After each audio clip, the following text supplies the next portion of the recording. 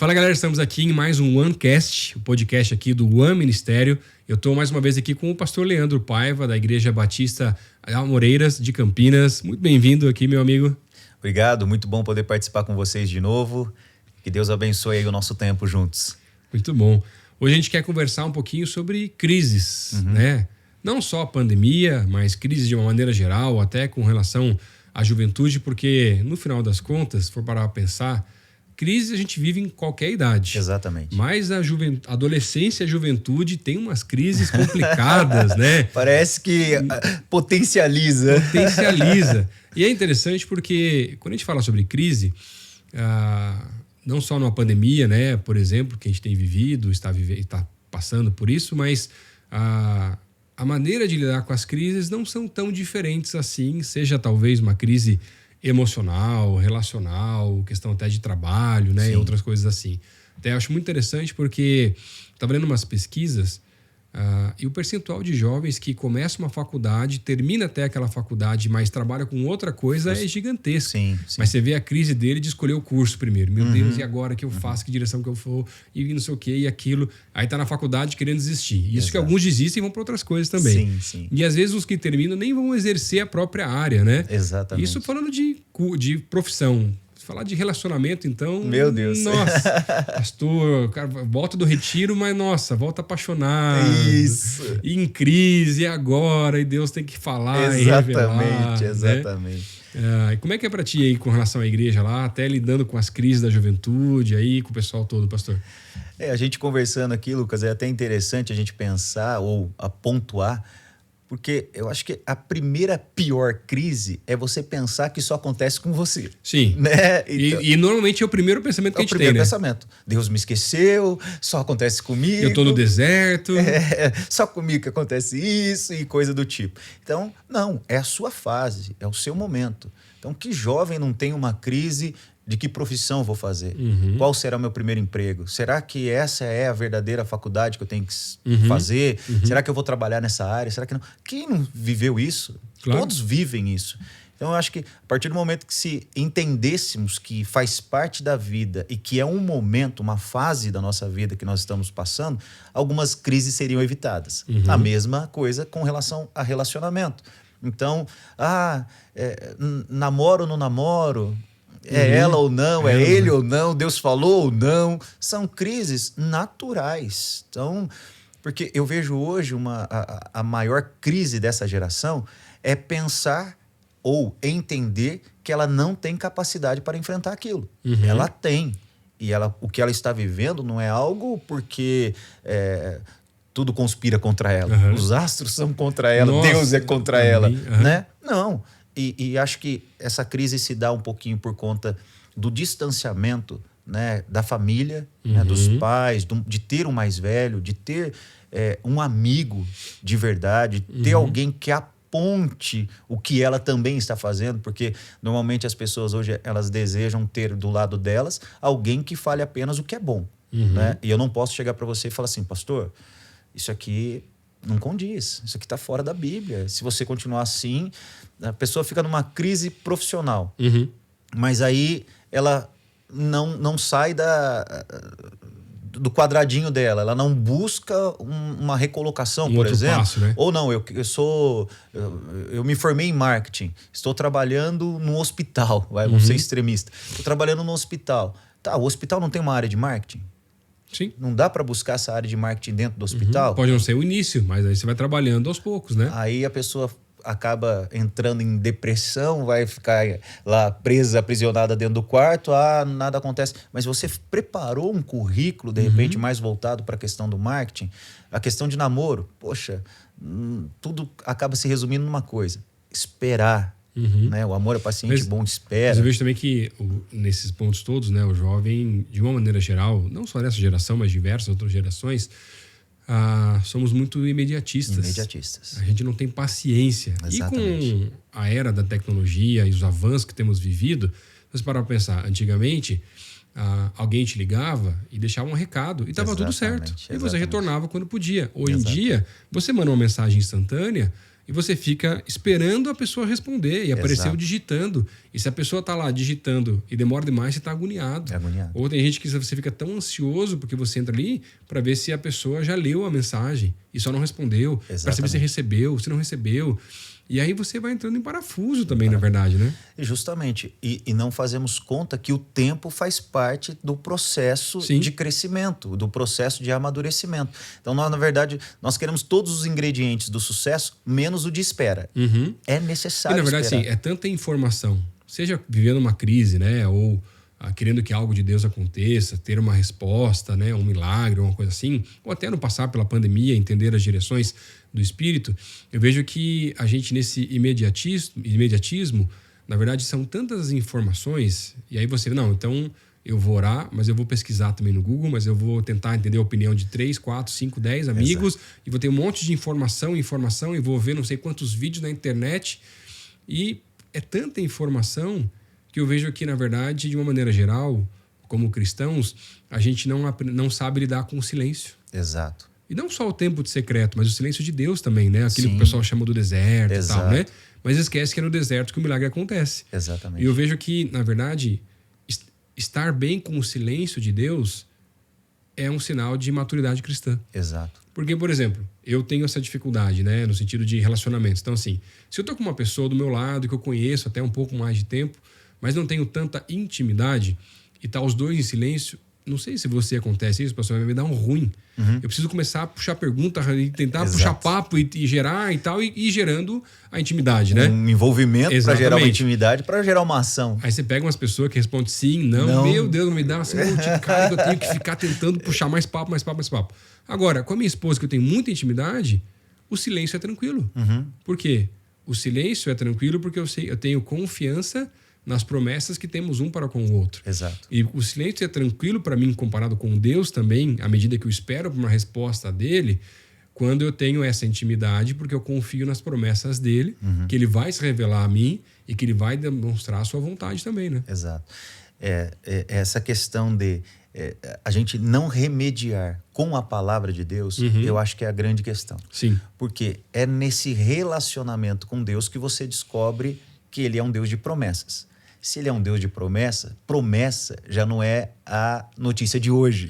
É promessa, é algo vindouro. Sim. Aí eu preciso de fé e eu preciso esperar contra aquilo que eu vejo. Com certeza. Então, eu acho que no nosso meio o que tem faltado um pouquinho é essa maturidade bíblica, né? Para você poder olhar para os personagens da Bíblia e ver o tanto que eles esperaram.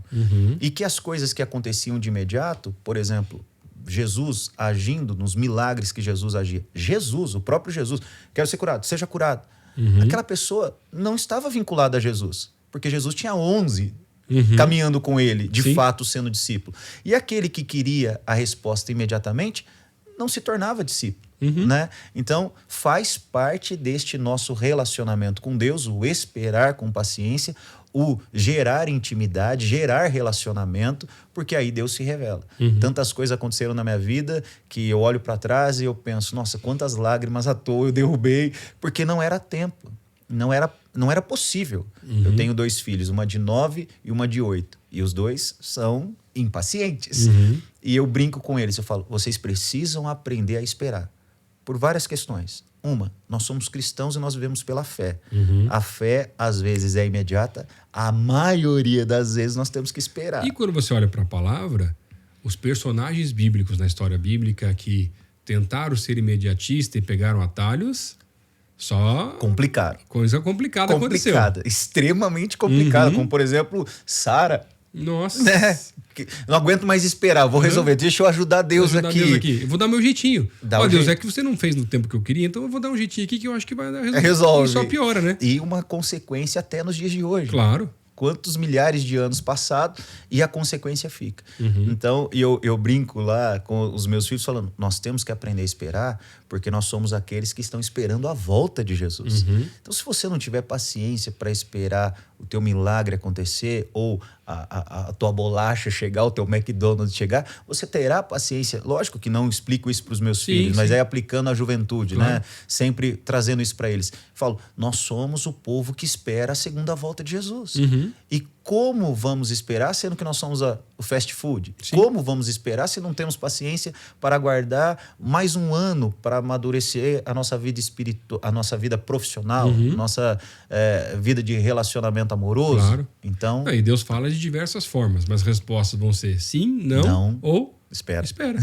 E Exatamente. de todas elas, às vezes a gente fala, mas receber um não de Deus é ruim, mas espera é difícil, mas a gente amadurece tanto na caminhada se a gente consegue aprender a esperar e entender esse nível de maturidade que é estar bem com o silêncio também, né? Que é difícil, não é tão simples. É uma coisa, não é. Do dia para noite, vai construindo Estou pensando exatamente isso agora. Parece que a gente espera tranquilo e tal. Não, de boa aqui, né? Aqui não é assim que funciona. Deus tem promessa para sua... Aflito, você quer que aconteça, Exato. né? Não é assim. E eu acho que isso também faz parte do processo. Claro. Ter a expectativa do mais de Deus, do mais profissional, do mais... Mas eu tenho que ter essa confiança em Deus, que isso só vai gerar intimidade. Claro. E mesmo essas crises, né, que a gente está falando, não só da juventude, de fases de vida, de maneiras diferentes, né, com relação a entender as direções, o próximo, o passo. Por exemplo, quando você vê, quando chegou a pandemia, né, ninguém sabia o que fazer. Exato. Ninguém achava que ia durar mais do que um mês. Falaram de ficar em casa, né? O pessoal, nossa, que legal vai ser ficar em casa, né? Você pensava, uma semana, duas, ou quarentena, 40 dias. Sim. Não, gente, aí foi passando mais de ano e aquela coisa toda complicada e ninguém sabia o que fazer, não só na igreja, mas a própria família, porque estava com as crianças em casa e a dinâmica de ter que trabalhar e o home office e quem estava tendo que sair trabalhar, super complicado, né? E uma época muito difícil. E eu vejo que, falando agora de igreja, né, que é a nossa vivência maior aqui, teve muita igreja que fechou, que não conseguiu continuar, né? E essa questão de migrar para o online, como se conectar com os membros e tudo mais. Mas eu vejo que quando chega a crise, seja numa questão dessa como uma pandemia, seja numa questão da vida pessoal, de uma situação que você não sabe como lidar, ou alguma coisa que você quer entender uma direção de Deus, e entendo isso como uma certa crise, de uma certa forma, eu vejo que a gente tem que dar um passo para trás e voltar a olhar para cima e entender, Deus, eu não sei o que fazer. Eu nunca passei por isso e não sei se alguém já passou por essa situação ou não. Na pandemia, falando nesse sentido. Em outras crises nossas pessoais, vários já passaram, mas eu não sei lidar. Sim. E o que o Senhor quer que eu faça? Qual é a direção? Sim. Como que eu vou agir? Como que eu vou fazer? E aqueles que voltam a buscar a direção do Espírito, como por exemplo no Salmo 119, versículo 105, lâmpada para os meus pés e a tua palavra e luz para os meus caminhos. E entender qual é a direção, o que tem que fazer. E se for espera, vamos esperar. Por mais difícil que seja, mas vamos esperar e deixa Deus fazer, né? Eu acho que a maioria das nossas crises é porque nós queremos ser Deus das nossas vidas. Sim, e você quer resolver. Às vezes com síndrome de herói e tantas coisas. Mas, por exemplo, teve um pastor que eu conheci, a igreja dele é pequena, assim, não era uma igreja grande, acho que ele tinha uns 100 ou 120 membros, na verdade, na igreja. Muito boa a igreja dele. E aí chegou a pandemia, ele nem pensava em fazer transmissão de culto, né, essa coisa toda, adaptação, mas chegou a pandemia, teve que fazer. Todo mundo nas casas, e ele, meu Deus, como é que eu vou conseguir transmitir o meu culto se eu não tenho nem equipamento, nunca fiz isso, não tem ninguém na minha igreja que sabe fazer isso, para comparar com igrejas tão grandes que já fazem isso há mais tempo, que também tiveram que se adaptar, mas é um outro processo. E aí ele deu um passo para trás, foi orar e falou assim, Deus, como é que eu vou pastorear o povo nessa fase?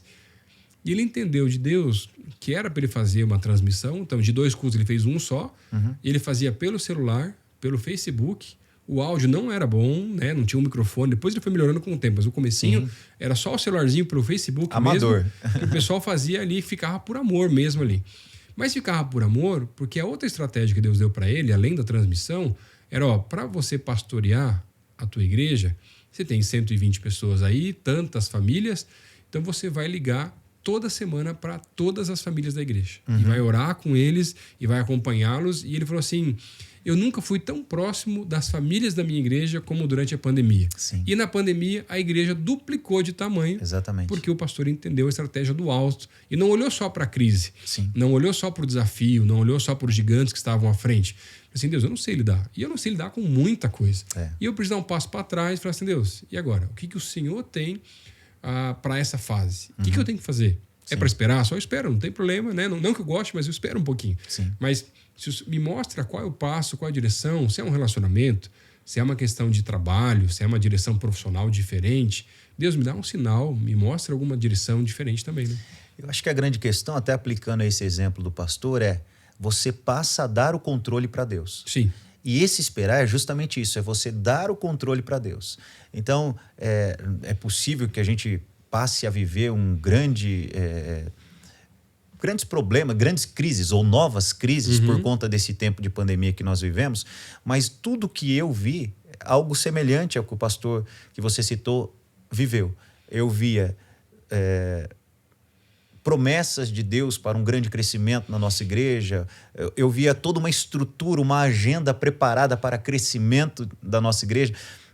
Antes da pandemia, eu estava janeiro, vinha numa série de mensagens, a semana toda a gente faz um investimento na vida dos jovens, virou o mês, fevereiro, eu tinha acampamento no segundo final de semana de fevereiro, acampamento no terceiro final de semana de fevereiro e carnaval, que aí no feriado de carnaval nós temos um congresso lá.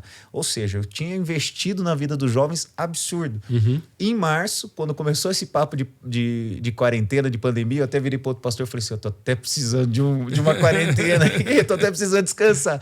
Não imaginava, Nunca imaginava uma coisa dessas, né? Claro. E ali estava tudo no meu controle, falando, tudo está caminhando bem, estamos crescendo, as pessoas estão consolidando sua fé, o Leandro é demais. E de repente vem a pandemia e agora eu não posso mais me reunir. E a fórmula temos que nos reunir. O jeito eu tenho que pregar. O jeito eu tenho que vê-los. Isso era meu controle. A partir do momento que eu perdi o controle, aí a gente vai a quem? Aí a gente se torna humilde, aí a gente deixa o nosso orgulho, aí a gente apela, Senhor, a obra é tua. Não é mais minha, agora é tua. Agora é tua. Enquanto E sempre foi. É exatamente por isso que nós entramos em crise. Sim. Então, a crise do relacionamento ou da crise da fase de descobrir a pessoa certa é porque nós desconfiamos de Deus ou achamos que já estamos maduros, somos solteiros maduros o suficiente para viver um relacionamento. Mas eu vejo que muitos solteiros precisam de mais tempo de solteirice para amadurecer como solteiros. Porque quantos solteiros se tornam crentes só quando estão terminando o relacionamento? Ou querem começar um relacionamento. Eu digo no sentido assim, eu comecei a namorar, aí eu larguei. Sim, aí abandono. Aí eu sou solteiro. Aí é nesse momento de solteirice, em sim. crise, Querendo que eu vou buscar algo. Deus. Aí o jovem vira crente. Não acontece aqui, né, pastor Lucas? Não, o jovem vira imagina, crente. lugar nenhum Aí no o mundo. camarada se dispõe a trabalhar em qualquer coisa, Nossa. se dispõe a orar, se dispõe a ler a Bíblia, porque ele fala, Deus, o Senhor tem controle do meu coração, dos meus sentimentos, e quantas vezes o jovem fala assim, tira essa moça do meu coração, tira esse moço do meu coração. E eu brinco lá, Deus tem coisa mais importante para fazer. Quem arrumou essa encrenca foi você, e você tem que esquecer dele, você tem que esquecer dela. Então, ele tem que amadurecer na solteirice. Amadurecer espiritualmente, se preparar espiritualmente a ponto de confiar que Deus vai fazer. Na vida profissional, mesma coisa. Às vezes é necessário uma capacitação maior. Qual parte que está faltando, talvez, de você fazer, que você fazendo, você executando, para que Deus possa fazer a parte dele? Sim. Eu sempre, nas minhas crises, eu busco isso, sabe? Senhor, o que eu estou fazendo? E um momento de crise, historicamente até na igreja, mesmo na igreja primitiva, né, entre as epidemias que assolavam o Império Romano, você vê que daí os médicos da época, né, os estudiosos iam embora. Sim, e os cristãos eram aqueles que ficavam. Exato. Então, eu vejo, e até em outros textos bíblicos, eu vejo que a crise para a igreja, para o cristão, é o momento de enfrentar. Exato. Não de se acovardar. Então, mas o enfrentar não é ser imediatista. O enfrentar, às vezes, é dar um passo para trás e falar, Deus, tá bom. Qual a eu não estratégia? posso me reunir. Eu não posso visitar a pessoa. Eu não posso colocar a minha vontade na cabeça da pessoa para um relacionamento. Eu não posso convencer um chefe a me contratar. Exato. Mas qual que é a estratégia? O que o senhor quer que eu faça? O que vai ser diferente aqui nesse processo? como é que as coisas vão acontecer? Exato. Meu pai me contou uma história uma vez, pastor, que meu pai tinha uma padaria quando eu era bem criancinha nova ainda assim, mas ele estava querendo mudar de segmento e entendeu de Deus de ir para uma feira em São Paulo, que estavam várias empresas trazendo as suas pastas de representações comerciais. E aí uma multidão de pessoas foi para São Paulo entregando as suas pastas para tentarem serem os representantes destas várias empresas nos seus próprios estados, né?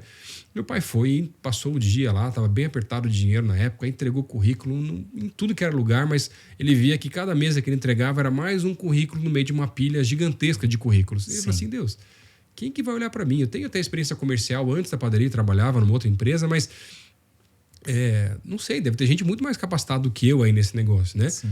Deus, preciso de um milagre, faz um milagre, né, e tal. Deu 30 segundos, ele estava saindo da feira, um senhor parou do lado dele e começou a conversar com ele. De onde que você é? Sou de Curitiba, do estado do Paraná. Conversa vai, conversa vem. Esse cara era o dono de uma dessas empresas que falou assim, não, me dá o teu currículo, e na outra semana ele estava contratado.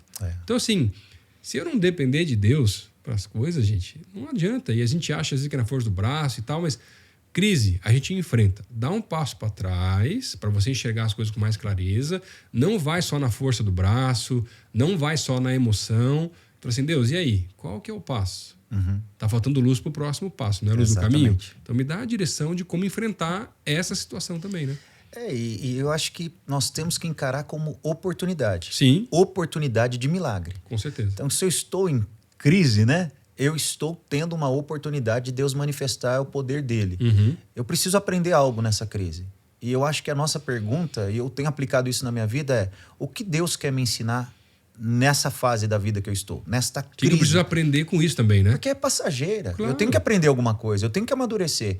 Porque se não existisse esse processo na palavra de Deus, Davi não seria quem ele é, José não seria quem ele foi, Daniel, sim, tantos, Paulo, né? Todos, né? E nós você também. Você vê até Daniel, muito bom exemplo, né? Porque você vê, quando veio o decreto que tinha que adorar só ao próprio rei, Sim, ao imperador da época, né? E aí, o que ele faz? Ele dá um passo para trás, ele não vai no ímpeto, ele não vai brigar, ele não vai discutir, porque ele sabia que ele era aquela e o rei tinha que cumprir, na verdade, aquela situação. E ele vai para a cova dos leões, dá um passo para trás, porque ele confiava que Deus ia livrar, inclusive, daquilo. É justamente isso. É exatamente isso. Você dá um passo para trás. É o não estar em crise, mas é estar em Cristo. Sim. Então, eu estou em Cristo, e nós gostamos muito de dizer, todas as coisas cooperam para o bem daqueles que amam a Deus, tudo posso naquele que me fortalece, mas tem que ver o contexto, e eram contextos de crises. Sim. Então, na crise que Deus se manifestou. Por quê? Porque o ser humano deu o controle para Deus. Sim. Falou, quem comanda é o Senhor. E a crise não necessariamente é algo gerado pelo Senhor na nossa vida. Exato. Mas é uma oportunidade de crescimento para a gente também, né? Sempre. Eu acredito muito nisso, vejo muito isso e tenho testemunhos para isso. A crise da pandemia fez com que os nossos jovens em Campinas amadurecessem espiritualmente. Fez com que os nossos adolescentes em Campinas amadurecessem espiritualmente. Então, foi um tempo em que os adolescentes tiveram que cortar a sua rotina e entrar numa nova rotina sem rotina, sim, né? Ou às vezes com excesso de rotina e com responsabilidades a mais. O que eu tive de adolescente falando, aumentou a minha responsabilidade de ter que passar no vestibular, mas como agora online? Estou sobrecarregado de trabalho, estou sobrecarregado disso. E aí aquele sufoco, né, de poder ter que ser gestor de tudo isso. Jovens, a mesma coisa. Foi aí que eles começaram a ouvir que eles tinham que dar o controle para Deus. Por quê? Porque eu também estava vivendo uma crise. Sim. O que eu faço? Como que eu faço? E eles iam perguntar, mas eu também não sabia a direção. Eu também não sei. E aí o que nós fizemos? Entrega na mão de Deus e literalmente segura na mão de Deus e vai. Segura na mão de Deus. Ó, segura o resumo do podcast de hoje aqui, da crise, é segura na mão de Deus e vai. Certeza que vai dar certo. Dá um passeio para trás, mas na mão dele, né? Exatamente. E ali eu vi pessoas que tinham dificuldade de viver um relacionamento com Deus, um relacionamento de intimidade, um relacionamento de busca, um relacionamento de espera, passaram a viver. Por quê? Porque elas perderam o controle. Isso é viver em fé. Sim. O apóstolo Paulo estava lá, morrer é Cristo, viver é lucro. Por quê? Minha vida está na mão dele. Sim. Daniel na cova dos leões, se Deus for agora, estarei não lá. Não gostaria, né? Mas se exatamente. For agora... E normalmente a crise, ela vem... A consequência da crise muitas vezes vem com este medo, com esse medo de morrer, com esse medo de ficar sozinho, com esse medo de ser esquecido, com esse medo de tantas coisas, que é tudo contrário à promessa de Deus. Eis que estarei convosco todos os dias até a consumação dos séculos. 1.000 cairão à tua direita, 10.000 à tua esquerda, mas você não será atingido. O que eu tenho preparado para você é muito maior do que aquilo que você está vivendo agora, ou maior do que todo e qualquer sofrimento que você viveu. Sim. Ou seja, Deus tem sempre mais. Amém. Infinitamente mais do que a gente pede, infinitamente mais do que a gente imagina, infinitamente mais do que a gente consegue sonhar. É o que Deus tem preparado para nós. Mas só viverá isso aqueles que continuarem esperando nele, confiando plenamente nele. Amém, amém. Obrigado, pastor Leandro, aí, pelo teu tempo, por estar com a gente aí, falando um pouquinho para essa galera toda que nos escuta sobre as crises e a gente poder enfrentá-las da maneira correta que a Bíblia nos ensina também. É isso aí. Somos daqueles que enfrentam, somos daqueles que já tem uma garantia. Sim. Em Cristo somos mais que vencedores. Amém. Então não tem crise maior do que o teu Cristo. Com certeza. Continue enfrentando ele aí. Amém. Muito obrigado, pastor Lucas. Imagina. Um privilégio, uma honra e uma alegria estar participando aqui com vocês. Que bom. Que Deus abençoe vocês aí também. A gente se encontra no nosso próximo OneCast. Valeu.